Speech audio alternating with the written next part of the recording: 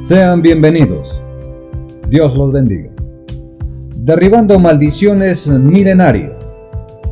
Abran sus Biblias en Génesis capítulo 1 versos 29 al 31. Y dice: Y dijo Dios: He aquí os he dado toda planta que da semilla, que está sobre toda la tierra, y todo árbol en que hay fruto y que da semilla, os serán para comer. Y a toda bestia de la tierra, y a todas las aves de los cielos, y a todo lo que se arrastra sobre la tierra, en que hay vida, toda planta verde le será para comer. Y fue así.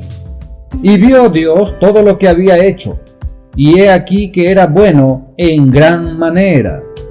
Y fue la tarde y la mañana el día sexto. En el principio Dios creó un mundo perfecto, y luego de ejecutar el primer matrimonio entre el varón y hembra, Dios dijo que nos dejó para alimentarnos y vivir en los versos leídos, y que todo era bueno en gran manera.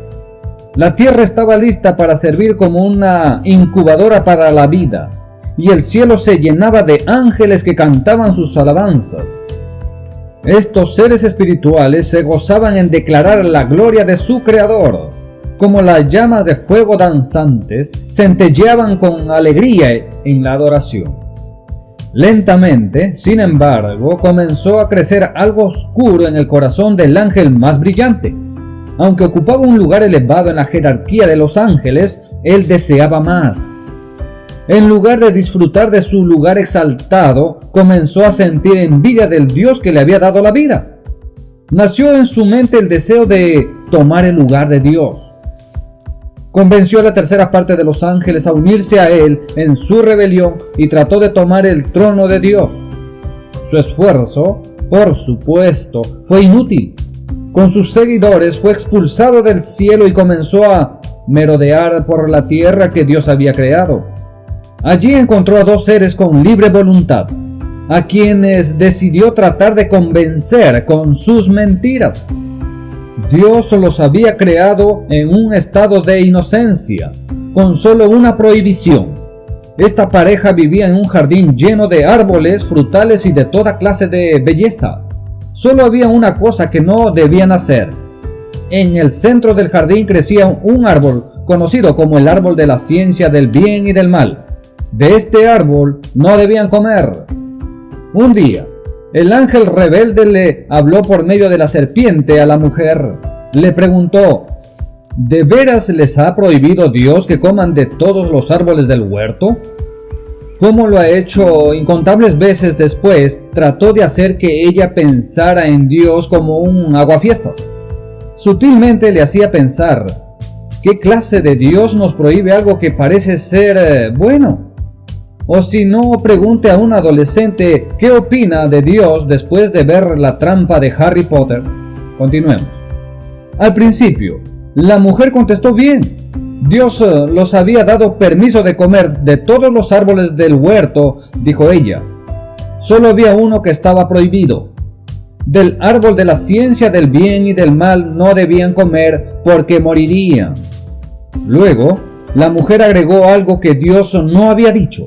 Ni siquiera debían tocar el fruto de ese árbol, dijo ella. Comenzó a agregar reglas a lo que Dios había dicho. En ese momento, la voz de la serpiente contradijo el mensaje de Dios. Le dijo a la mujer: ¿no es cierto? No van a morir. Dios sabe que el día que coman de ese árbol serán como Él. Por eso les ha prohibido que coman del árbol. Esto despertó cierta curiosidad en la mujer. Ella comenzó a observar el fruto del árbol, que era bonito y parecía sabroso. Además, se le traía la idea de llegar a ser como Dios. ¿Por qué cree usted que Dios nos ha dejado la Biblia? Para no olvidar ni dudar lo que Él dice. Por fin, tomó del fruto y lo comió. También le dio de comer a su esposo. Su esposo, el hombre que había recibido de Dios el mandato de no comer del fruto, se quedó callado.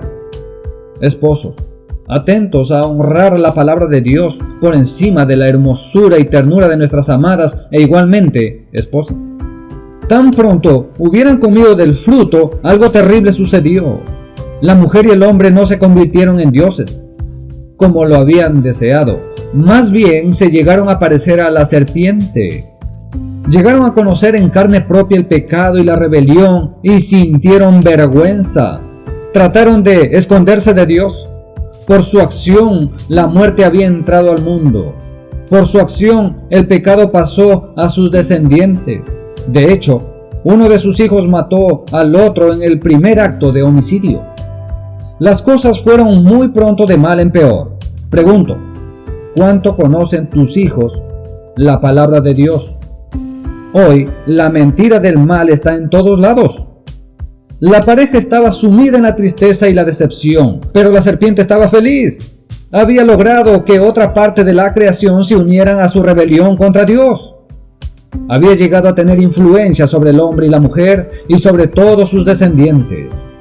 Leamos en Efesios capítulo 2, verso 2, y dice, que se dice de él que es el espíritu que ahora ejerza su poder en los que viven en la desobediencia. Comenzó a multiplicarse la descendencia del hombre y la mujer. Hicieron grandes construcciones, ciudades, música, tecnología. Todo comenzó a multiplicarse. Pero conforme avanzaba la humanidad en conocimiento, también avanzaba en maldad. Dios no los había dejado sin testimonio de su poder. Cada día los cielos anunciaban su gloria. Pero el diablo, el ángel caído, les dio muchas opciones. Sabiendo que el corazón del hombre siempre busca algo para adorar, les sirvió un buffet de dioses y diosas, de ídolos y de lugares de adoración. Se complació al ver que su adoración se volvía cada vez más extraña y pervertida. Algunos de los ídolos exigían sacrificios humanos. Otros inducían a sus seguidores a la borrachera y la inmoralidad sexual. Detrás de toda esta falsa adoración estaba el diablo y sus secuaces, los demonios. De la humanidad se escribió lo siguiente en Salmos capítulo 106 versos 36 al 38 y dice: sirvieron a sus ídolos, los cuales fueron causa de su ruina. Sacrificaron sus hijos y sus hijas a los demonios, y derramaron la sangre inocente, la sangre de sus hijos y de sus hijas, que ofrecieron en sacrificio a ídolos de Canaán. Y la tierra fue contaminada con sangre. Su poder espiritual animaba las imágenes inertes de piedra, madera y metal. Dios, por su parte, seguía obrando para rescatar a la humanidad perdida. Escogió a una nación para ser su canal para traer la salvación al mundo. Comenzando con un hombre de fe llamado Abraham, estableció un linaje que terminaría con el nacimiento del Salvador. Pero el diablo no se quedó con los brazos cruzados. De una y mil maneras trató de desviar el plan de Dios. Planeó matarlos en una hambruna, pero Dios los rescató por medio de un hombre llamado José. Intentó seducirlos con sus dioses falsos, pero Dios levantaba profetas para llamarlos a volver a la verdad. Finalmente llegó el momento del encuentro. El plan de Dios llegó a su culminación con la llegada de su Hijo, Jesús, al mundo. El diablo sabía que las cosas se habían puesto calientes. Aunque no estaba seguro exactamente por qué, intentó matar al bebé recién nacido usando los celos de un viejo rey.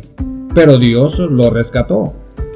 Envió a un ángel para avisar a su padre adoptivo, José. La familia huyó a Egipto y allí estuvieron a salvo, como dice en Mateo capítulo 2, verso 13. Cuando Jesús llegó a ser adulto, el diablo trató de destruirlo de otro modo. Lo encontró después de 40 días de ayuno en el desierto y comenzó a tentarlo a pecar. Primero apeló a su hambre natural.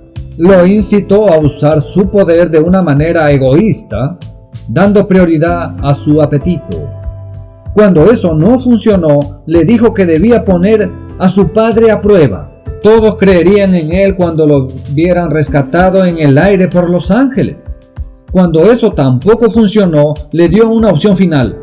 Le mostró toda la grandeza de la humanidad, todos los reinos del mundo y luego le dijo: te daré todo esto si me adoras. Pero Jesús resistió la tentación. Se defendió con la Biblia que tenía guardada en su corazón. Y he aquí la importancia de conocer la palabra de Dios para vencer el poder de las tinieblas. Recibe lo que Dios nos ha dejado, pues es bueno en gran manera. El diablo se alejó por el momento, pero no abandonó su intento por derrotar al Hijo de Dios que había venido al mundo. Por fin encontró su oportunidad, halló una debilidad en uno de sus discípulos de Jesús. Una cierta avaricia mezclada con un poco de decepción. Lo usó para entregar a Jesús en mano de los líderes religiosos. Prominentes sabios de la Biblia del Antiguo Testamento, vestidos de impecables túnicas largas y llenos de hipocresía. Por algo Jesús les dice en Mateo capítulo 23, verso 27, «Ay de vosotros, escribas y fariseos hipócritas, porque sois semejantes a sepulcros blanqueados, que por fuera a la verdad se muestran hermosos, mas por dentro están llenos de huesos de muertos y de toda inmundicia». Y al pueblo judío les dice en Juan capítulo 8 versos 44, «Vosotros sois de vuestro padre el diablo, y los deseos de vuestro padre queréis hacer. Él ha sido homicida desde el principio y no ha permanecido en la verdad, porque no hay verdad en él. Cuando habla mentira, de suyo habla, porque es mentiroso y padre de mentira». Eran quienes lo querían matar. Por fin alcanzaría su deseo. Pero Jesús se había escapado antes de sus garras y no se sentiría seguro hasta verlo muerto en la cruz. Las horas pasaban muy lentamente. Lo habían clavado en la cruz y la vida se le iba. El diablo se reía al escuchar las palabras: Dios mío, ¿por qué me has desamparado? Por fin había logrado destruir a su peor enemigo. Se frotaba las manos al ver que se bajaba de la cruz el cuerpo inerte de su enemigo. Comenzó a hacer fiesta con sus seguidores cuando vio que lo colocaron en una tumba. Riéndose, se paseaba por todo el mundo celebrando su victoria. Pero su perversa alegría solo duró un par de días. Al tercer día, ¡oh no! ¿Qué estaba sucediendo? Con un enorme terremoto y un gran estrépito, la piedra que cubría la tumba se quitó. Salió Jesús radiante de vida. ¿Qué había pasado? Lentamente el diablo se percató de que estaba vencido. Su odio lo había cegado a lo que realmente estaba sucediendo. En ese momento que él pensaba haber vencido, más bien había sido derrotado. Con su muerte Jesús había comprado el perdón y la salvación de todos los que creyeran en él. El demonio de la muerte decía: sabía que caerías en mis garras. Y al tercer día, Jesús con las llaves del imperio de la muerte le demuestra la victoria, porque la muerte no lo pudo retener, por cuanto Jesús es resurrección y vida. Como Jesús mismo había dicho: ¿cómo puede entrar alguien a la casa de un hombre fuerte y arrebatarle sus bienes a menos que primero lo ate? Solo entonces podrá robar su casa, como dice en Mateo capítulo 12, verso 29. El diablo había quedado atado, y ahora su posesión preferida, la gente que estaba bajo su control, podría ser liberada. Jesús venció a la muerte para darnos vida y vida eterna. Nunca olvides que solo por medio de Jesús escaparás del poder de las tinieblas, del pecado, la muerte y sus consecuencias. ¿O lo harás por tu propia cuenta?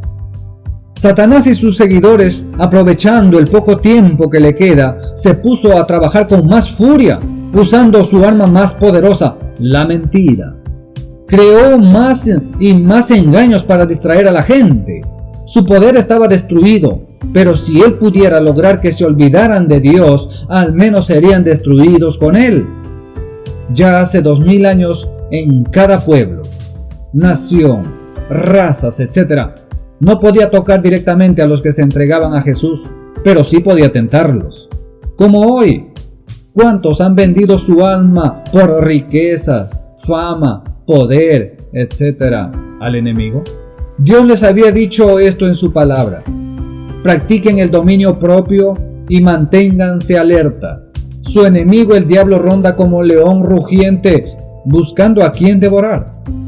Resístanlo, manteniéndose firmes en la fe, sabiendo que sus hermanos en todo el mundo están soportando la misma clase de sufrimientos.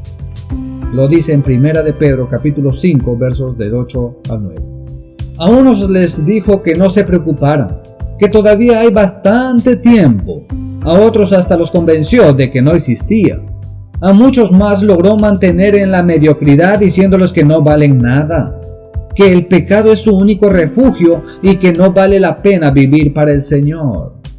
Pero cada vez que una persona declara su fe en Jesús, su poder va menguando. Cada vez que un cristiano se levanta en la autoridad de Cristo y decide caminar en victoria, él tiembla. Cada vez que una iglesia se humilla ante Dios y resiste su poder, él huye.